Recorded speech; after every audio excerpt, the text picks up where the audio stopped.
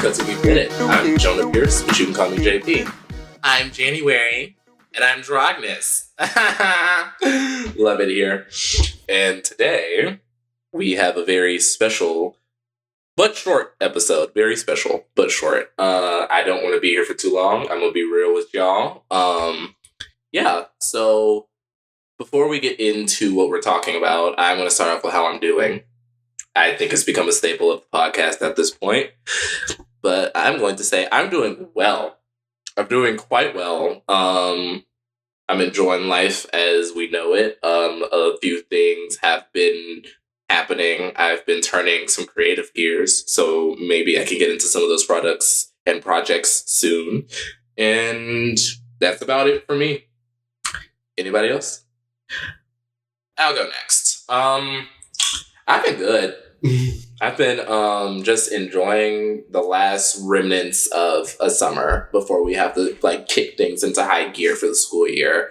So I've just been lounging, doing some work, getting things done to set up January's future. Love it here. But overall, I've been rather calm lately. Whoa. Right? Drogness katsugi, calm. Never thought I'd ever say the word. But yeah, I've been relaxed, mellow. I've been in the flow of things a lot more. I think that's what happens when, the host of your system is actually becoming happier. I don't have to do my job as much as bodyguard. So I've been taking time to myself. I finally have time to myself. I'm not planning things and setting huge stuff up anymore. And it's I'm enjoying it. Yeah. It's my favorite part of living almost at this point. January, would you like to go? I've been anxious. I'm always anxious, but I'm going to sift past that emotion, that feeling, to get to the root emotion. I've been rather content. I'll say that. I mean, I probably won't be going back to school this fall, unfortunately. No, we are manifesting. We're putting it out into the world. You will go back to school this fall. Okay, I'll go back to school this fall. We're putting it out there for the university here. But yeah, I have some big things in my interpersonal life lined up. Hopefully I get a job soon. That's the biggest priority, so I can start making some money for myself. Well, more money than I already make for myself. I can actually start making income that I can use towards my education and everything. So I'm content, and I love it. I'm not I'm still anxious. Anxiety is my default feeling. I'm going to be real with you.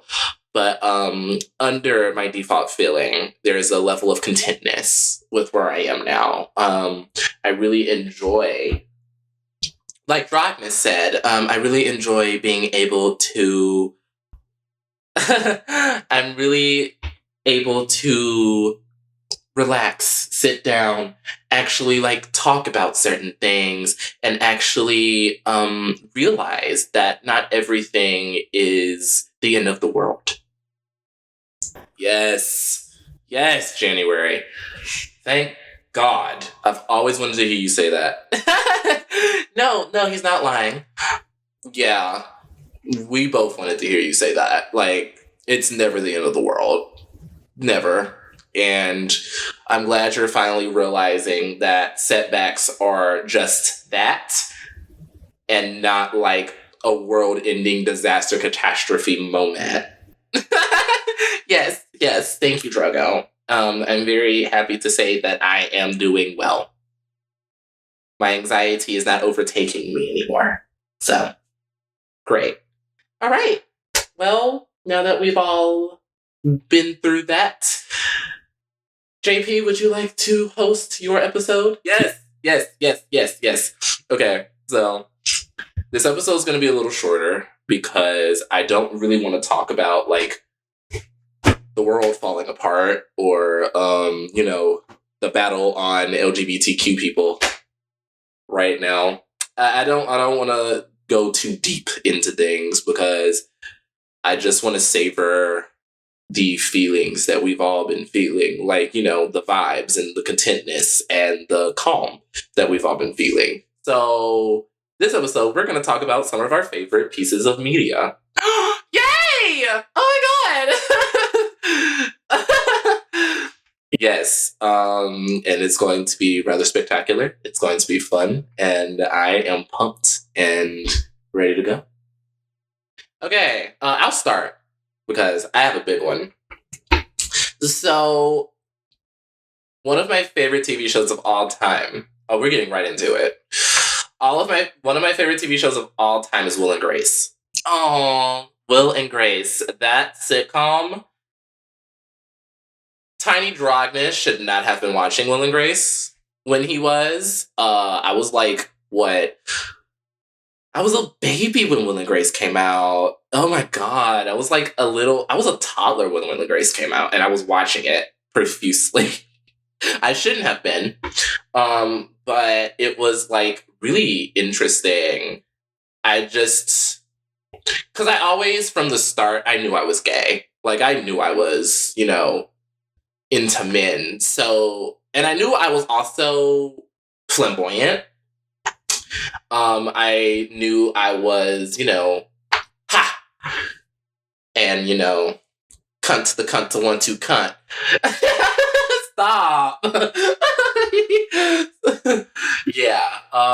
So, seeing Jack McFarland on screen growing up was such a wonderful, like, call to home for me. I didn't know what any of the words they were saying at the time were. I didn't know the rhetoric, and, you know, I didn't know anything about the gay community. I was like, what? I'm going to ballpark and say I was like about 10. 9 years old when Will and Grace was airing and in its prime. So it was like, I didn't start with season 1 of Will and Grace because it was like reruns. Like, they were airing reruns and new episodes on top of each other. So I didn't start in order. Right. Yeah. I didn't start in order. So it was like, I was just doing it and it was happening and I was in it. And then when I turned about like 17, I actually stumbled upon it again on Lifetime because they were doing reruns.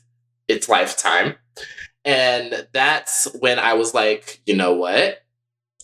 I'm going to start this. I'm going to watch this in order. And then I began season 1, episode 1. And it was like, okay. And I was into it. And now that I was older, I was finding all the innuendos and all of the jokes and the rhetoric. I was understanding most of it. And that was so fulfilling to me. And also seeing Jack McFarland on screen as a 17-year-old flamboyant Black gay man, that was liberating as fuck to me because he spoke to my heart. Wait a minute. Is Will and Grace why you studied law? Yes, Will Truman is actually why I studied law. Will Truman and Alicia Florrick from The Good Wife. Oh my god, okay. Those two are why I went into law. Why I wanted to study law. And why I'm currently studying law very intensely.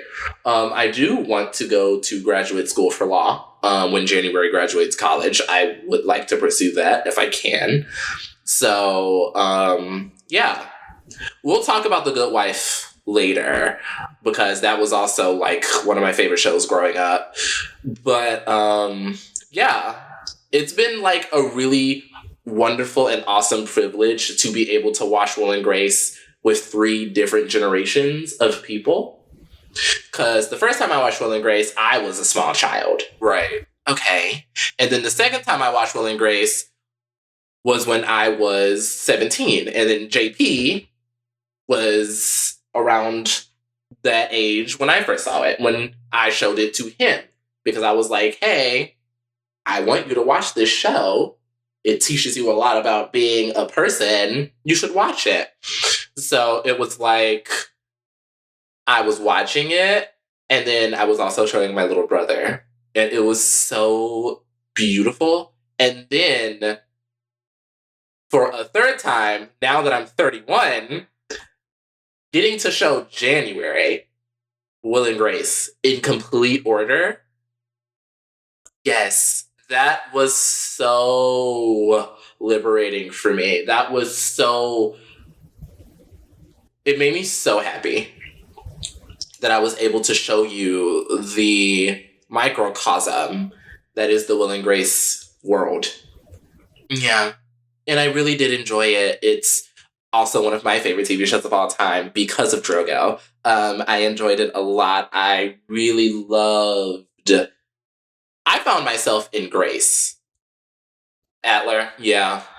I was like, she's so January coded. Yeah, I found myself in Grace because she's nerdy and awkward and undesirable, in quotes. And I always kind of felt that way. So watching Will and Grace with Drogness and Jonah-Pierce was very liberating for me personally, because I had this character that I didn't look up to, but found myself in. And Will and Grace was a cornerstone, a pillar of my time in the LGBTQ community. So thank you, Drogness, for showing me Will and Grace. Oh, you're very welcome. You're welcome, babes. Yeah. Will and Grace was just that bitch, honestly. That show still stands up to the test of time. Really. Yes. Still stands the test of time to this day. And it's really beautiful to see that. It's really beautiful to see a show that aged not quite well. There's still some jokes in Will and Grace that wouldn't fly today.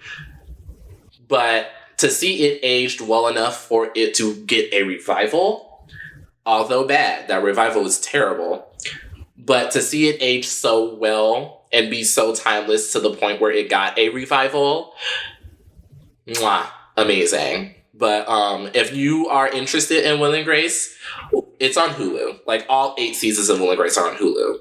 So you can you have a Hulu subscription, just go watch it. It's really good. I highly recommend it. I recommend it for baby gays, like older baby gays. And I also recommend it for slightly younger baby gays as well. The ones like January. Even though January is not a baby queer at all, but January's age is the time someone would realistically be able to come out without too many ramifications. Okay, so that's why you say slightly younger baby gay. Exactly. Someone like JP. Somebody like Jonah-Pierce. Exactly. Yeah. That was my favorite show of all time, Will and Grace. But January? Oh, well, my favorite show of all time is Charmed. With the Halliwell sisters. For kind of the same reason as you, Drogness. I watched it at a very young age, even though I shouldn't have. It was very risque for when I was watching it. I was watching it at around the time you were watching Will and Grace. Like, my very first run-through of Charmed was in order, because I found a disc set that my father had. And me being myself at the time, well, Pi being himself at the time, was a very naturally curious person. So, of course, he pops the CDs, the disc into the disc player, and we're just watching it. And, like, these girls are going through it. The Halliwell sisters went through it. No, for real. They really did. And they were just going through it, and we were just living. We were eating it up, me and Pi. And it was just very, very serene. It was... Charmed was one of those things that kind of separated me from the bullying I was facing at the time. I'm sorry. We were trying not to make, like, a serious episode, but I mean, with January, it's always kind of a deep conversation. Yes. Sorry about it. No, you're fine. I eat it up. I love it. So, keep going. Okay, yes. It was kind of like it was an escape, but it was kind of a separation from the bullying that I was facing at the time and the everything that was going on. I was kind of very, very happy to be able to have that separation in something. Yeah. That's kind of what Will and Grace was for me as well. Yeah. But also that's what that's what media is to most people. A separation from their physical being, a separation from their physical existence, their mental existence. They can exist in the physical world through the characters and through the TV and through whatever screen they're watching it on. And that's what Charmed was for me. So that's why it was one of my favorite. Who's your favorite sister? Piper. That's not even a question. I, like Drogo said, and like I touched on when he was talking about Lynn Grace, I found myself in Piper. Control freak. Ish. Okay, she was ridden with anxiety. Her ability literally came from her anxiety. Yes. That was cool. That was fucking cool to me. How their abilities came from their, like, default emotions. And I think that's kind of what influenced our system in a way. To have, like, default emotions in a way. It was just wonderful. Like, Piper, she's just like, ah! And then everything freezes, like, ah! And I'm like, oh my god, Piper, yes, ma'am! Oh, Piper in season 1. Piper in season 1 is superior. But also Piper in seasons 5 and 6. I'm not gonna go there. But when things drastically change in seasons 5 and 6, Piper, she didn't take it too well. And some of her actions proved that. But overall, seasons 5 and 6 were really good for Piper as well. So, yeah. That's why Charmed was my favorite. I think I know what JP's favorite TV show of all time is as well. Adventure Time! Adventure Time! Come and get your friends. Oh, it's so good! But yeah, Adventure Time. Seeing Finn and Jake, have that bond of, like, they're brothers, but not really. They're brothers in a way. They have that, like, inseparable fucking bond that I just latched onto. And I have always wanted a friend like Jake. Down to do fucking anything. And I have that in this system. Like, Drogo is down. My brother is down for pretty much fucking anything. Even if it sends me to jail, absolutely. Yeah, see, even if it sends him to jail, he's down. So, like, the bond that Finn and Jake had. And also, like, Princess Bubblegum. Princess Bubblegum is a villain in my mind. It's a hot take for sure, but she gives me villain vibes, and I was kind of like, okay, all right, okay, Bubblegum. I'm not hating on her. Bitch is iconic. Bubblegum is iconic. Like, she was so unfeeling towards people who weren't in her kingdom that it was kind of fucking iconic. She was just like, okay. But if it was someone in her kingdom, she was like, oh my god, I'm so sorry. Yeah. No, for real. She was like, oh, well, fuck you then. And then if it was someone in the Candy Kingdom, she would be like, well, yeah, I guess. And it was like always, it was always one of my favorite fucking things when she would do some like, some really messed up shit. And then she would just be like, okay, well, on to the next thing. On to the next fucking thing, I guess. And it was just... Adventure Time is up there for me as well. And I just found out that they're making a I don't know what to call it, but they're making a series about Fiona and Cake, the alternate versions of Finn and Jake.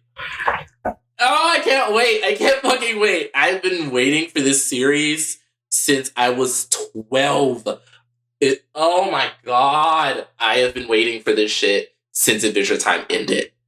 Like, literally. It's like, and then they did the continuation series with all of the older characters, and like Finn and Jake are older, and then Princess Bubblegum and Marceline are older, and like having and being able to go back into that world one last time. The Obsidian series, there we go. One last time, being able to go back into all of that was just so. It was serene. It was very calming for me. Because when Obsidian came out, I was going through it. And I kind of used Adventure Time as an escape from my problems, which I shouldn't have, and that's not good. That's not healthy. If you're doing that, get help for it. But I kind of use Adventure Time as like a dissociation thing. Right. Yeah. No, I understand that. That's why I've always been so somber. Because it's like, yeah. Who is your favorite character? Ranicorn. Lady Ranicorn. Okay. Okay. I did not expect that from you. I kind of did. JP has always been gender fluid. So Lady Ranicorn was like the pillar of gender fluidity at the time. Yeah. I liked her voice too. Her voice was nice. I kind of wanted to date her. I was like, Jake is one lucky ass man, and he bagged her. He bagged the fuck out of Ranicorn. I was like, yes, sir, Jake, get it. But I kind of wanted to date her as well. She was just a really cool person, like a really cool as fuck person, and that's why she's my favorite character, because she kind of reminds me of myself in a way. Like, she's a go with the flow type of person. She's not like a fucking type A person. Not that I'm hating on type A people. I mean, January is literally an example of a type A person who gets shit done and do it well. Thank you. You're welcome. But sometimes I need a break from the type A, and I just have to, retreat back into myself. And Lady Ranicorn served as a very beautiful retreat back into myself while I was watching it. I really hope she gets her own series. Me too. I would watch that with you. Yeah. Adventure Time. Adventure Time. Adventure Time is literally my favorite TV show of all time. I'm not gonna sit here and lie to you, and I can't wait for Fiona and Cake. Yeah, so. But my favorite movie of all time is vastly different from Adventure Time.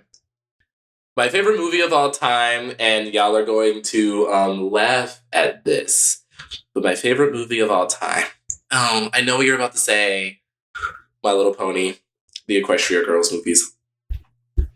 Yeah. In specification, Rainbow Rocks. It was the best one. Rainbow Rocks. Oh, fuck. Yes. I want to rewatch it now. That movie was it was so girly pop. It's very girly pop, which is why I was surprised when you said it, because I was like, Jonah-Pierce, My Little Pony? That don't add up, babe. But now that you say it, and now that I'm thinking about it, and now that I'm hearing you think about it, I understand it. Yeah, the messages of friendship were amazing to me. Them girls stuck with each other even when the going got tough, and also the interdimensional thing that they had going on in those movies, fucking awesome. Like in Ponyville, they were fucking ponies, with 4 legs, and in Equestria, well, the human version, they were humans, and it was it was at the time, it was such a mind fuck at the time, because we didn't expect it. Right. because I didn't watch too much like cable TV. So I didn't expect the girls to be human. I thought they would be ponies for the entire movie, and that would be the movie. But also, one of my favorite shows of all time is My Little Pony: Friendship is Magic. I'm not afraid. I'm not embarrassed about it. I don't give a fuck. I'm a brony. I don't care. That show taught me so much about generosity, so much about friendship, so much about having your back, having your friends' back. That show taught me how to be a girl's girl. No, for real. That show taught me how to be a girl's girl. I'm going to say that. You're absolutely correct. But who is your favorite pony? Rainbow Dash. Yeah, the most masculine pony. I felt that. My favorite was Rarity. I love Rarity. She was fucking iconic because you're very much like Rarity in every sense of the word. Stop. Like, Dragnis and Rarity are like 2 and 2, like 1 and 1. But January, Twilight, Sparkle. Yeah, she's my favorite character. You main character as bitch. I do have a little bit of main character syndrome. I'm gonna say that. I don't like admitting it, but it's there. I mean, being the host of a system is kind of like being a main character, like an anime protagonist of sorts. That part.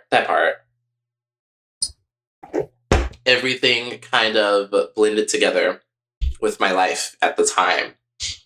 Because we were watching that way little. Yeah. And then I reconnected with it with Netflix. And I'm like rewatching like Equestria. Well, I'm rewatching Friendship is Magic right now on Netflix. Because it's like, come on. I just found it one day and I was like, fuck yeah, dude. Okay, let's go. But yeah, back to the movie. The reason why I chose Rainbow Rocks in specification was because of the music. The music was the absolute best in that series of movies. Also, the one where Twilight gets the fucking amulet with like the glowing amulet that looks like a fucking loading screen every time she looks at it. It looks like a fucking loading screen. It was the most recent one. I don't know the title after Equestria Girls. It was the most recent one, right? Yeah, I'm gonna look that shit up. Hold on. Slight intermission. I'm going to look it up because, yeah, exiting cog. It was Twilight something. It was Twilight something. Equestria Girls. 2016 one. Legend of Everfree. There it is. Yeah. My second favorite one. 189. Goddamn. Sorry. But those movies rocked. Those movies were great. Those movies were fucking awesome. They were the best thing that you could really ask for in a series. And they were great continuations for Friendship is Magic as well. They were. But my favorite part of the Equestria Girls, my favorite one was the first one, where Twilight was getting used to everything and she had to become besties with the girls all over again. Yes, she had to become friends with the girls all over again. And like, it was like, okay, I guess I like this. But Dragnis, yours. My favorite movie of all time. I have a lot. I'm gonna be very real with you.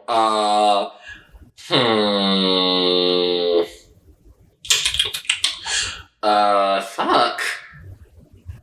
Okay, tied between Rush Hour. Okay. And Rush Hour and the Sisterhood of Traveling Pants. Of the Traveling Pants. Ooh. Okay, nice pick. Yeah, no. Rush Hour because it's just fucking funny. Like Chris Tucker and Jackie Chan, bitch. Like, come on. That's just funny. But I'm gonna go into the second one a lot more because the Sisterhood of the Traveling Pants kind of did what Equestria Girls did for you, Jonah-Pierce. Taught me about what it means to have someone's back. Not just your friend, but someone's back, period. It taught me to never put up with bullshit, period. Like, them girls did not put up with any bullshit, especially America Ferrera's character. Like, mwah. But, everything just worked. Everything just blended together and kind of worked a little bit. And it was really, really beautiful to see everything come into fruition like that in the Sisterhood Traveling Pants. Like, these girls were literally wearing the same pair of jeans. And no one thought of me. No one thought there was a problem with that, by the way. I'm poking holes in my second favorite movie of all time. I know, weird, right? But they all wore the same pair of pants and no one, like, noticed. It was really fucking wild to me. No, for real. No one noticed that they were all wearing the same pair of pants. But I think that's what added to the whimsy of the movie a lot. They were just sharing pants, and it was a moment. January. My favorite movie of all time, Interstellar by Christopher Nolan. Ooh, okay. I knew you were gonna say that. My second favorite movie of all time is The Shining. So, it's like both assets of my personality right there. But Interstellar, it just captivated me when I saw it the first time. I saw Interstellar the first time when I was like 16. So imagine, right? It captivated me, like the soundtrack, the characters. I don't remember much about it. I'm gonna have to rewatch it, but the parts I do remember were amazing. Also, Cornfield Chase is still one of the best movie songs of all time. It's so good. And then someone made a piano version of it that went super mega viral. And it was even better. You used the piano version of that song in a video that you did for the Social Gators. I did! Yes, it was my introduction video. And the video was so well put together and so beautiful, and it's still one of my favorite videos that I've ever done. I rewatch it to this day, actually, because I still have the raw file. So I actually, like, open it sometimes when I'm sad to, like, or when I'm, like, down on my luck to kind of remind myself of who I am and all of the struggles that you've overcome. Exactly. I use it as a wonderful reminder of myself. And so that's what that song represents to me. When I can't listen to the video and my voiceover in the video, I listen to the song itself to kind of remind myself, you're January Katsugi. You don't give up on anything, even if you really want to. You know, I cannot tell you a favorite character. Again, it's been years since I've watched this movie. And my memory is not that good. My memory sucks. So I'm going to have to rewatch Interstellar. But my second favorite movie is The Shining. And I remember so much of that shit because it was so vivid. My favorite part of The Shining is when the Wall of Blood, where it's like the shot and like all of the blood just pours through the doors and into the hotel, and I'm closing my eyes and I'm envisioning it because I remember it vividly. And like Shelley Duvall's character was so terrified, and I remember the look on her face, and it was like pure cinema. It was amazing.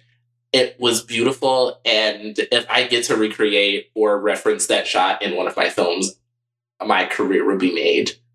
So that's my two favorite movies of all time. But we're going to take a break right now because, yeah, love to see it, love to hear it. How is everyone doing? I'm good. I'm nice. Yeah, this has been a fun conversation. It's a departure from what we usually talk about. No, truly. Yeah. We're going to take a break and we'll be back. All right, love it here. Mwah. All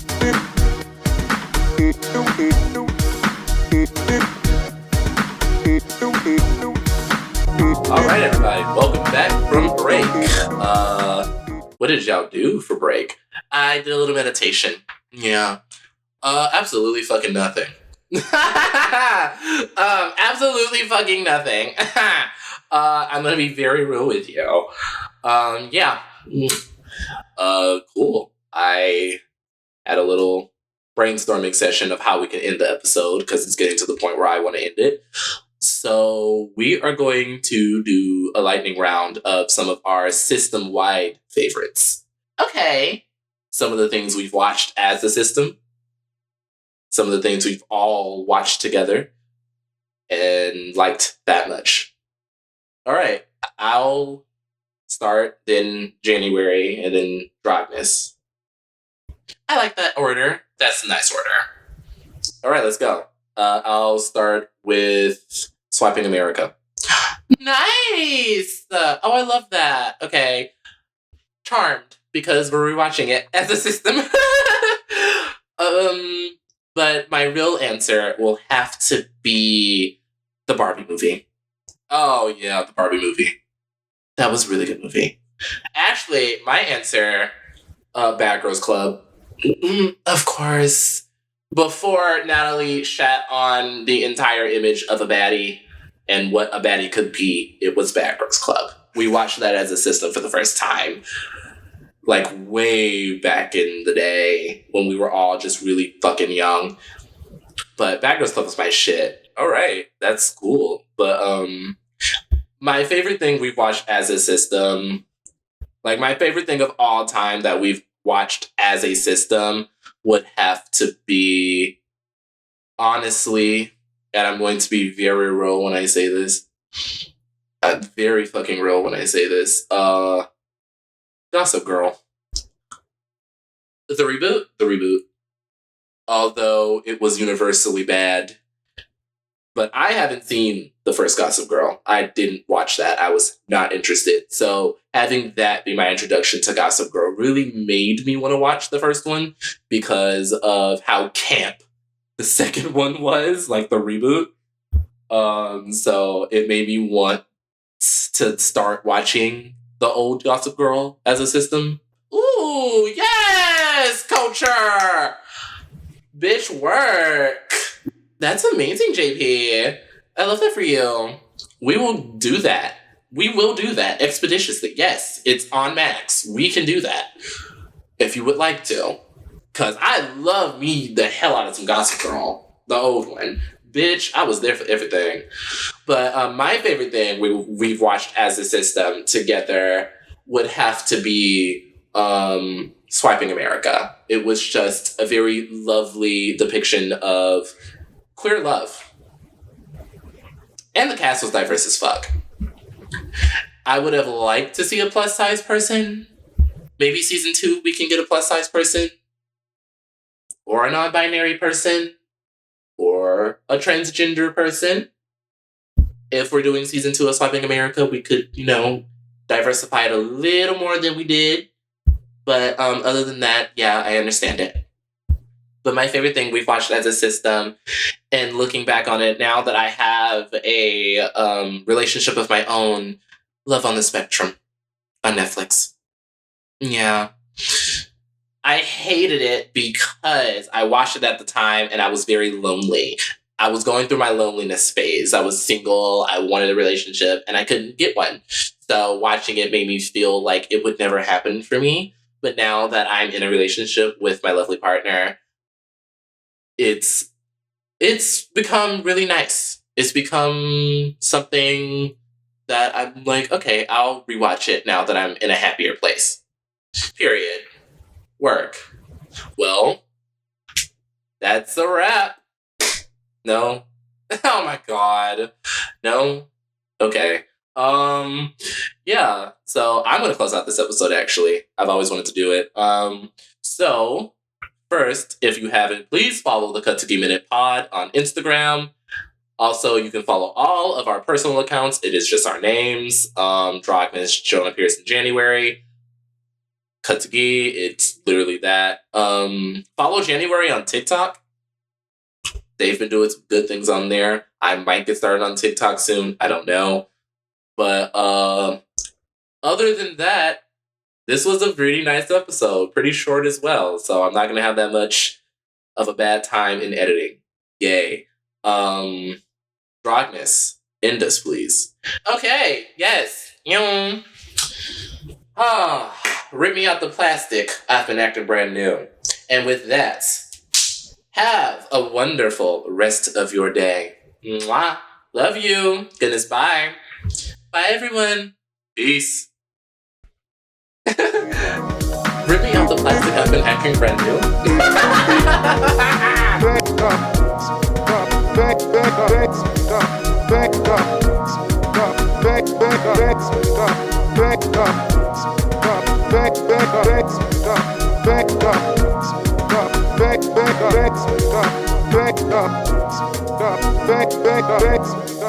Back up.